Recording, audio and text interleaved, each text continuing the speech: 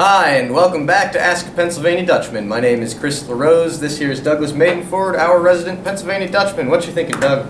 I think I'm ready for a question. All right, well, here we go. Good.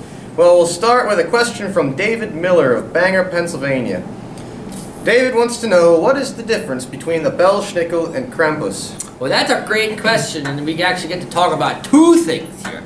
So most Americans have never heard this Krampus before. It's a German thing. Comes from southern Germany, parts of Austria, parts of Switzerland. Krampus. It's this evil monster type figure that is around Christmas time. So in German culture, you have the gift giver that would go from town to town, to house, and he was the good guy, and then you had Krampus would go with him. The not so good guy, and Krampus would be there to take care of the kids that were bad throughout the year, and the gift giver, whoever that would be, and they have different names in various places in that part of the world, he'd give out the gifts, the good stuff.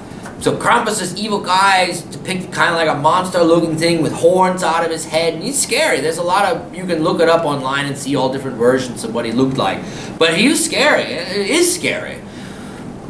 But in Pennsylvania Dutch culture, we have our own gift giver. So you throw Santa Claus and flying reindeer and elves and all that crap out the window. Because in Pennsylvania Dutch country, we believe in scaring the hell out of your kids. Yeah, we'll talk about that. Our gift giver, our Christmas gift giver, is called the Belsnickel, and he dresses in a fur coat. It's not red, usually darker colors.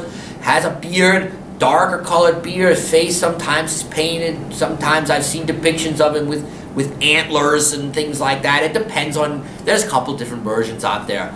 But the Belsnickel would go town to town, door to door. And you know, not that long ago, there were still people in a town that would play the part of the Belsnickel and would actually go house to house around Christmas time and talk to the kids. Now you gotta imagine this from a kid's perspective. In walks this kind of creepy looking guy, and he knows your name, and he knows what you did. He knows when you push your brother down the stairs. For example, you know, he'd come in and say, "Oh, Chris, I was watching this summer when you were fighting with your sister at the church picnic," and you as a kid be like, "Oh my God, but how do you know that?" Oh.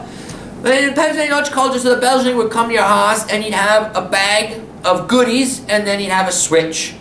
And how it usually went down, he'd come to the house, he'd come and say, "Hello, Mr. Belsnickel," so forth and so on. He'd talk to you a little bit. And no matter whether you were good or bad, you'd get a whack across the backside with the switch. And then he'd give you a goodie. Sometimes, traditionally, an orange, or walnuts, or maybe a small piece of chocolate if you were lucky. And I think that shows a lot about us Pennsylvania Dutch people. You know, here's the gift. When you think about Santa Claus, you know, they say naughty or nice, but we know damn well that's an empty threat to a Dutch kid. It's an empty threat to most American kids, because whether they were bad or not. I'm just gonna get a piece of coal. That's no big deal. I'll have to heat my house. Yeah, but now. It doesn't happen. The point is, most American families. Dutch, if you're bad, you get hit with sticks. You get hit whether you're good or bad. Yeah. And I think that's important too. We'll talk about that. Because life is hard. It is. But, you know, typical American culture, the kid's gonna get some kind of gift no matter they were good or bad. But in Pennsylvania Dutch culture, whether you were good or bad, you still get whacked. Now what's that teach you? One, if you were bad, well then you get what you deserve.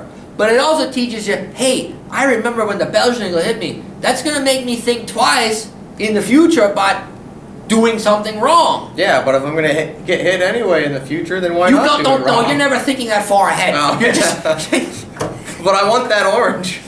You're gonna, yeah, I know, but that's a part of our culture that I wish was still more prevalent. It's part of our history. It's a tradition we brought from Germany here to the United States, and I really wish that more Pennsylvania Dutch families still held that tradition. Well, we gotta bring that back. I would ask that if you're a Pennsylvania Dutch family and you have kids, that you introduce the idea of the Belsnickel to your kids. You can still do Santa Claus. I'm not saying get rid of Santa Claus. It's too much a part of society to If you totally do away with them and your kids go to school and all the other kids are going to be like, what are you asking Santa Claus for? Not to get hit by a swamp. We don't have Santa Claus in my family. You might be signaling your kids out a little bit. But I would suggest... Can you imagine being a kid and getting a visit from Santa Claus, Belsnickel, and Krampus? You might be damaged. What did you get for Christmas? PTSD? And an orange? And an orange. No, but I would suggest, and this is what I do in my household. I have 2 small children, and Santa comes and brings some gifts, so they get that part of the American culture. But they also get visited by the Belsnickel. I think it's too important of a part of our history and culture to not pass that on to my children. And I would ask anybody out there that's Pennsylvania Dutch and has kids, it's easy. Tell them.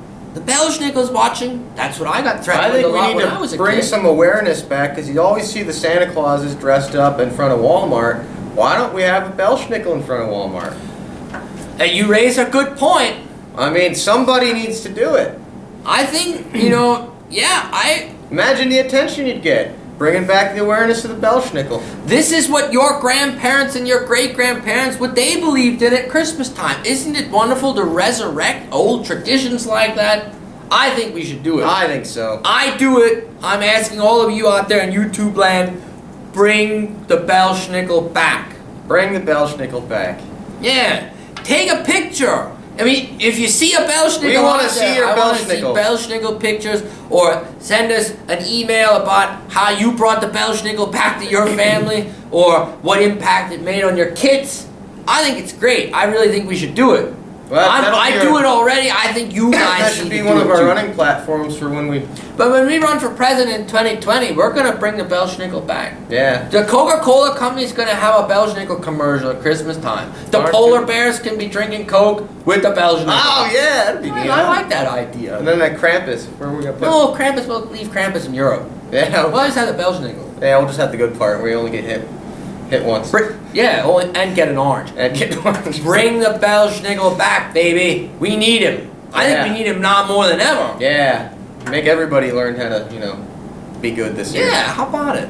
All right, well, you heard it from the Dutchman. My name is Chris LaRose. This here's Doug Mainford.